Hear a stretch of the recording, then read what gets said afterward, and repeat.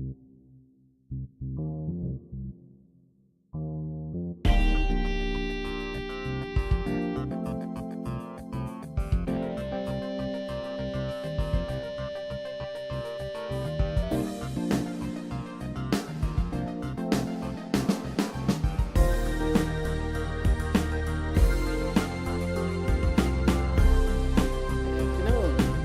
is the In My Opinion show. I am Henry Hatter, your host today.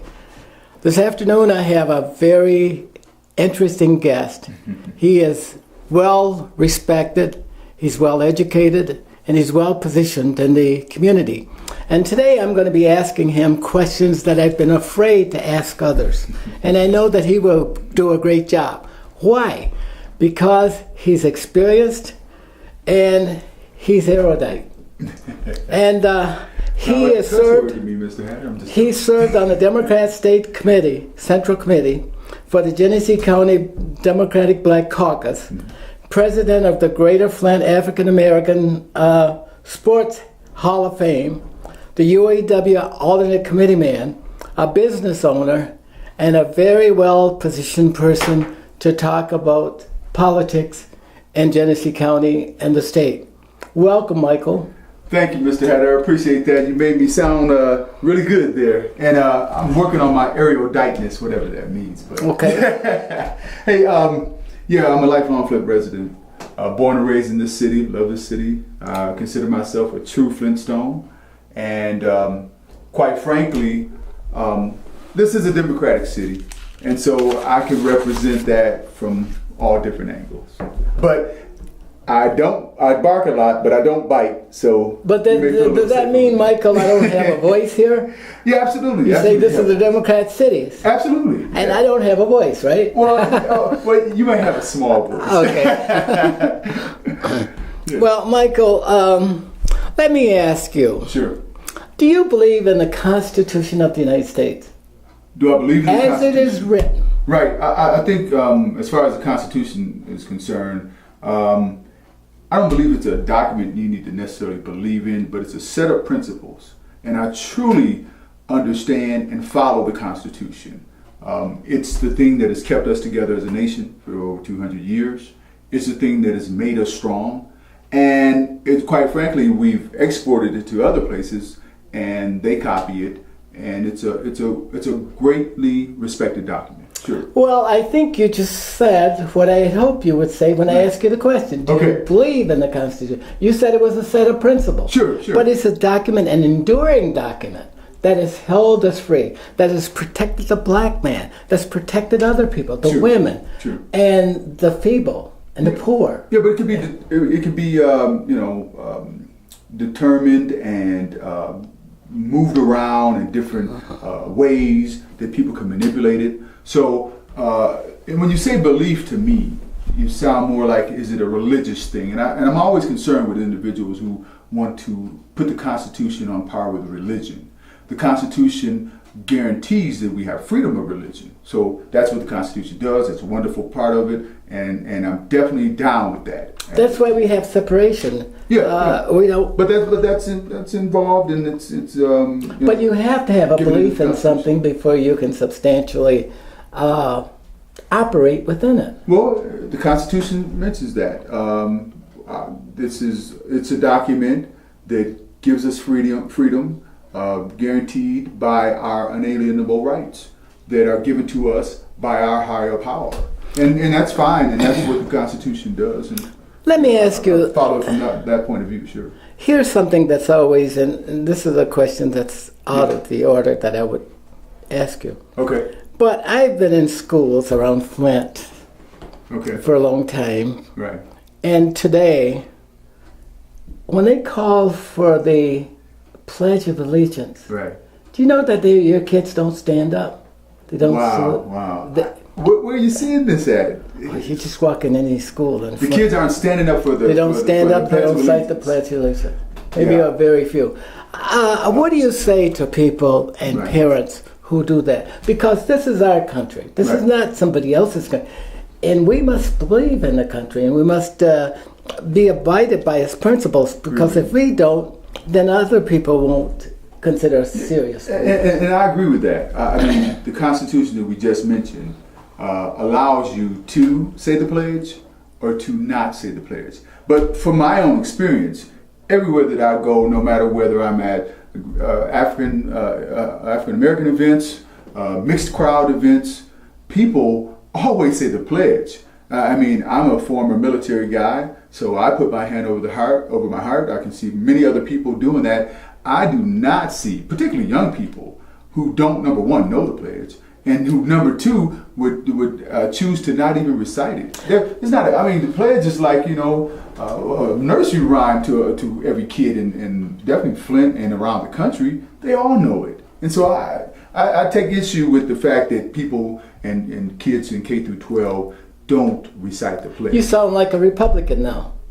Well, do I? If Republicans stick to the facts, and Republicans are always talking about what's right, and the Republicans are for the Constitution, yeah, I'm a Republican. Yeah.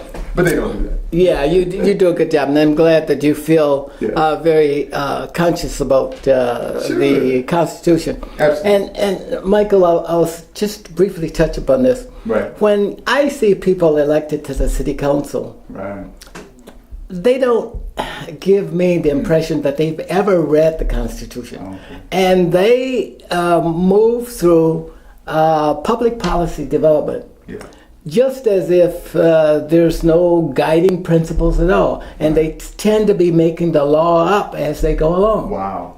Those are strong words. Yeah, Wow. that's right. I don't, and Okay.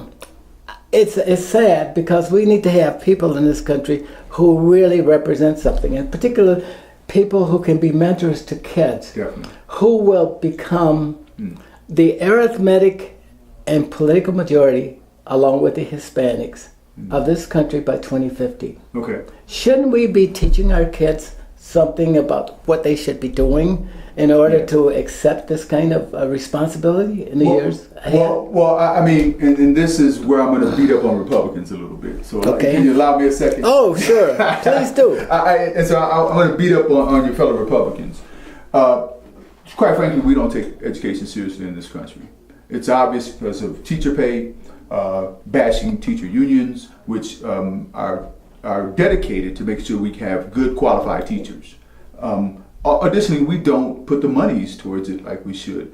There should be a full-fledged mission for this country, instead of breaking up schools, splitting them apart, funding them by making sure that we fund our schools by property values. The government, which let me say by and large, which education makes America great. And we don't value it here. And the Republicans at the state legislature and in general, I believe, don't value particularly minority education, but for sure education as a whole, because we don't put the monies towards it. They're always talking about how much it costs. But for something as important as education, the money shouldn't be an issue. We should pay teachers well. They should be rock stars. They should be getting paid like basketball players. And there's an economy to support that. You don't really mean that, do you? Yeah. Well, I mean, why don't we? Who is the greatest teacher right now in the country? Do you know her name? Do you know his name? No. But we should. I mean, we should. The teachers who are doing great things should be known to us, and they should be valued. Yeah. And you don't think that Republicans value education or teachers? Well, what I'm saying is that with the event of charter schools, union busting, continuing to talk about how much education costs, and not talking about what the goals should be of education, it's hurting us as a country. Well, that's something for the educators to do. What government does is only fund it, and government needs to stay out of it. Out of education? Yes, it needs to stay out of education, except to put a threshold around its regulation, but not to delve into it. That's a free enterprise issue. Well, I'm sorry, go ahead. And teachers are the fastest growing pay scale in this country. Industry is declining, but teachers are rising. The average teacher in, I'm going to use Clio, Okay. gets $60,000 a year. Okay. Okay? Right. What does the average person in industry get? Right. Wait. Now, Are we? hang on now. We're talking about teachers. There we are. It is. That's not enough money for me, but yeah. But even professors, some of our teachers rank with professors. And there's only so much money in the coffers. Right. And teachers, and our education is not the best in the world. Okay. Our education has slipped. It's slipped tremendously. We used to have the best educated people in the country. The Americans built the world's economy Yes. based we did. upon the education system that we had. I agree with When you. you went to school and I went to school, Right. we learned to read Sure. right away. Right. And but today that is not the case. Yeah, because Republicans have done everything they can to dismantle the New Deal. And the New Deal was, we're going to educate everybody. We're going to make sure the standards are great. We're going to pay teachers properly. And if you're talking about teacher pay is going up, Yes. I juxtapose that compared to, say, 1940s to where we get to the 70s, where teacher pay was probably on par with other people. But considering their education, teachers' education, considering the job they do and the time they put in, they do not get as much pay as their peers who are doing the same Teachers type of only work 9 months out of the year. Well, $60,000 is a lot of money. Not a teacher myself, but I'm sure any teacher would tell you it takes them a month and more time to prepare for the next year's school purposes. And just getting that time off doesn't mean a thing. You still got to be, as a good teacher, preparing yourself full on all year round. They got to re-educate themselves. They've got to train themselves. So I wouldn't, say that that's a bad thing. You get time off to go ahead and re-educate yourself as a teacher to retrain yourself. So now you made the accusation that Republicans are not doing their job. Yeah. And making sure that teachers find adequate sources of funding so Sure. that the funding is reliable Right. and renewable. Well, Right? you said This is what you were saying. Yeah, well, you said, Mr. Adder, you're my buddy. You said the government should not be in education, right? No, they shouldn't. All right, They so, fund it. So putting that into context. Okay. If government isn't into education, then we're going to make it a private, No. pseudo-private. No. We're not. We're going to have government in it, or we're going to have government out of it. Which one? Well, is government has to regulate it, but it doesn't go in and decide. Hmm. That's a home rule thing, kind of a thing, right? Well, Your school board here in Flint is an independent board. right. It governs. Sure. And anything that's wrong with this education system in this city Right. belongs to the school board. It is not the governor's. It is not Clio's. It's not Grand Blank's, but it's the city of Flint. Well, I think once again we're getting back to my point about funding. Okay. But additionally, when you're talking about our school board here in Flint or things like that, the funding issue has restricted certain things. As you get layoffs every year, you don't have particular equipment for the students. All those things add Oh, up. Michael. Oh, absolutely. Please. I mean, listen, we can point to all types of things about waste or fraud, even abuse. But the fact that remains, there's more abuse in the private sector, or even when you talk about government, military sector, or other things that nobody cares anything about. But the most important institution that makes us better than other countries, education, Yes, so that- is being dismantled and not taken seriously. I'll give you an example. If you look around the world, those places that have an educated populace are rising, and we're for major countries around the world, we're down on the bottom of that. Well, And not quite the bottom. And most of that stems from Republican policies of cutting and union bashing and things like that. I can name one thing that I can say that Democrats do by themselves, or are they blamed by themselves? They're blamed by themselves. Okay. No, Not one thing. because no, nothing. I cannot. Well, Not okay. that everything they do is perfect, Right. but that's something Near perfect, but- that everybody has to engage in Yeah. and accept responsibility for. And Republicans, they have their own views, Right. and certainly they believe that America should have the best educated populace in the world, as it did in the past. Sure. Did you ever read A Nation at Risk? No, I never did. No. Okay, you should. When you get a chance, you should read A Nation in Risk, because it talks about the school system is failings. Right. Teachers who don't meet education standards, Right. they don't teach in the classes where they're proficient. They may teach outside of those classes. And you think that's the fault of Democrats? I never said that. Okay. But I'm saying that I'm quoting from the Nation at Risk. Right. Things that are wrong with the American education system. And it was not Republicans that criticized the American education, but it was the educated populace that began to draw conclusions about the American education system and its failing. Has the American education system ever worked, in your opinion? Yes. Okay, so see, this is what I try to pin Republicans down on. If it worked, when did it work? It worked at a time when we had what you would call big government, and we had certain standards, but there was a local, when we're talking about the local issues, there was a local control. We're getting away from that with these standards that come from the federal government, standards that come from every state, so you got 50 different state standards. And so once we get back to a point where we have a nation dedicated towards making sure education is the number one priority for all of our children, no matter where they are, whether they're in the Appalachian states or whether they're in deep sections of Florida, whether they're in California or Alaska, we should care about all our kids. I think we do.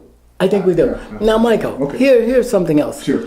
While we were talking about this is a very healthy conversation. Gotcha. And we have needed to have this conversation for many years, but nobody will step up and have this conversation. Yeah. And one of the things, as you know, inner cities have the worst education systems in the country. Yeah. And it's not only just Flint or Detroit or Los Angeles, Chicago, and all of those, Atlanta, but all of them perform poorly. Yeah. And the That hasn't always been the case, though. Well, not when we were a segregated system. We want to go back to segregation? No, I don't want to go back there. Nobody wants to go back there. Okay, all right. No, but I'm saying that blacks did quite well with their population for what they had. They had challenges, but they did teach the kids how to read. Yeah. They didn't have all of the resources as they do have today, and we made a lot of progress. Yeah, we but made the point a I want tremendous amount of to, progress. but the point I want to make, we should be equal. We should be to everybody. Mm-hmm. We should be able to accomplish the same things that Asian Americans and white Americans and Hispanics and Middle Eastern. Are we discounting the fact that we do have an African American president who's highly educated, he and his wife? I mean, there are many, many success stories. Even if you want to talk about a Republican like Dr. Ben Carson, there are many educated African Americans, and they're coming through the pipeline all the time. I think sometimes we concentrate on the negative and not accentuate the positive. But if you don't recognize that there is a negative, you will never improve. So let me go there. Okay. But there's a greater populace of individuals who are not getting educated. And I think a lot of that stems from, like I said again, the neglect of education of everyone. Some people feel like, well, even if this is a Republican principle, and I'm going to describe it, and you can correct me if you want. Hey, you need to get out of those failing schools. Wait a minute. Are we accepting that there are even failing schools in America? Yes, we do. And we shouldn't. That's where there are standards that must be made, and we're not. All schools are not making the standards. But the issue should not be that. There are definitely models to find out what works. And wherever we think we have a failing school, we should automatically go in and turn it around, and that should be our priority. Who should do it? The populace, which is the local controlled people. Absolutely. And why aren't they doing it? Well, Flint is a great example. So let me get back to that point. Once again, Republican policies, and we even see this right here in Michigan. We don't have Republicans in Genesee County. Well, I am the only Republican in Genesee County. But the state government chokes off Flint. We don't even have to talk about Detroit, what they're doing now. It's the abominable what they're doing in Flint. in Detroit, and you talk about inner city kids. Yeah. The inner cities in this Because I'm state- concerned about them. Yeah, but I'm pretty sure just by our policies, Republicans do not care about that. Even if we want to talk about the water issue in Flint, that's just a symptom of the bigger educational problem in the cities like Flint and Detroit. How? Because the funding, once again, getting back to my point about the government of the state, the Republicans who've been running this state for years, care not about the inner cities and the education of those kids in that inner city. Not a dime, because they don't put the resources into them. But resources come from local taxes. All right, so that now you get into another point of mine. Why do we calculate them that way? I don't know, but that's how exactly. that's how it is. And we shouldn't. We should get rid of that type of control. How should we calculate it? Well, I mean, if we all should put them in a pot and distribute them evenly, depending on what the standards are by the local control. Shouldn't you reward good schools over poorly performing schools? I don't know. I mean, Now ask yourself that, because that's important. This is how human beings do things. no doubt. You reward your best kids. Well, you should reward kids, but I don't believe in the fact that you should say, well, this school has to have competition, and you've only got this many resources, and you should be competing with this school that has this many resources, and you guys should just be on the same par. I mean, that's like me going in and beating up on you, Mr. Hatter. I'm 6'7" and 245 pounds. I know. I mean, you're probably a tough dude, but nobody would think right off the bat that Mike's gonna be able to get beat up by Mr. Hatter. You might know karate. Mike might be a bully. I don't know. And I don't see Mike as doing that. Yeah, no. But I'm saying just competition in education is not necessarily the issue. The issue should be making sure that everyone has the proper resources. Okay, thank you, Michael. Yeah. I have to move on. Oh, We yeah, haven't okay, solved we'll it. move on. I'm And sorry. we will probably come back to that again. Definitely. And I hope that you will come back again. Yeah. You invite me. Has President Obama been a good president? Explain. Oh my goodness. Absolutely. Wonderful president. Explain. When you talk about the president and what he's accomplished, it's unbelievable. This president will go down as one of the greatest presidents we've ever had. Mm-hmm. Surely better than Reagan. Absolutely better than any Bush. But you're taking and comparing, drawing conclusions based upon party affiliation. And I can't think of one president, Democrat or Republican, that I would take out of the file of people since George Washington that we ought to get rid of. I can't think of one. Well, let me say this. I mean, listen. And you can put one of the Republicans, It right? just happens to be all the great presidents seem to be Democrats. FDR and I'll put Teddy Roosevelt, who was a Republican, but he was a Republican at the time when Republicans were like Democrats are today, which is a whole other topic. But I'd say FDR. I like President Johnson. I thought that he was a great president. I like Johnson, too. Johnson was a great president. Of course, everyone loves Kennedy. But Bill Clinton was an excellent president. I don't see that. Well, I understand that, but if you want to look at the numbers, they all add up, and he turned things around. But this president here, this wonderful president that we have, and Barack Obama, will go down as one of the greatest presidents. Based on what? Forgetting his color. Okay, based on what? Well, I mean, I can go down like a list of things. I mean, he's equal pay for equal work. We're talking about he passed a stimulus bill, removed troops from Iraq, drew down from there.